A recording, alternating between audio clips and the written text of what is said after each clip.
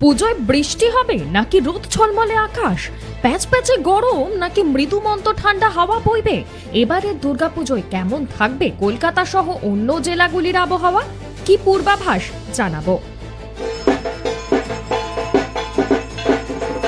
গত 2-3 বছরে বৃষ্টি, প্যাচপ্যাচে গরম খানিকটা হলেও মাটি করেছে উৎসবের আনন্দ। তীব্র গরমে পুজোর প্যান্ডেল হপিং এর লাইনে দাঁড়িয়ে হাঁসফাঁস অবস্থা। সেজে গুজে বেরিয়ে গলেছে মেকআপ, ঘামে ভেজা নতুন জামা।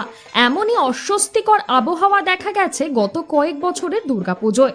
এবছর কি এর অন্যথা হবে, নাকি একই অস্বস্তিকর আবহাওয়ায় কাটাতে হবে এবারের পুজো?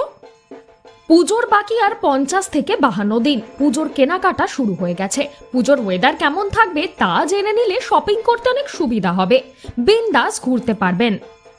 283 বছর আগে 11ই অক্টোবর কলকাতার বুকে আছড়ে পড়েছিল সুপার সাইক্লোন, তাই ঘূর্ণিঝড়ের আশঙ্কা থেকে যায়।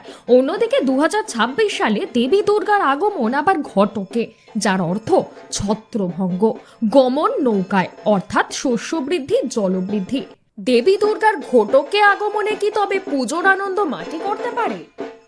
একই ওয়েদার বলছে এবার পুজোয় নবমী এবং দশমী অর্থাৎ 20 এবং 21শে অক্টোবর বৃষ্টি হতে পারে।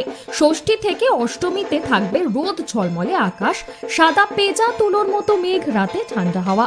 যেহেতু এবার পুজো অক্টোবরের মাঝামাঝিতে পড়েছে, ফলে তীব্র গরম থাকবে না বলেই আশা করা হচ্ছে। 20শে অক্টোবর 2026 থেকে 23শে অক্টোবর টানা বৃষ্টি চলবে। 24শে অক্টোবর মেঘলা আকাশ থাকতে পারে।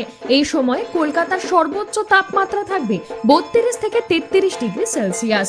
কলকাতা সংলগ্ন জেলাগুলিতেও একই আবহাওয়া থাকার সম্ভাবনা। তবে আলিপুর আবহাওয়া অফিসের তরফে আনুষ্ঠানিকভাবে পুজোর আবহাওয়া কেমন থাকবে তা জানানো হয়নি।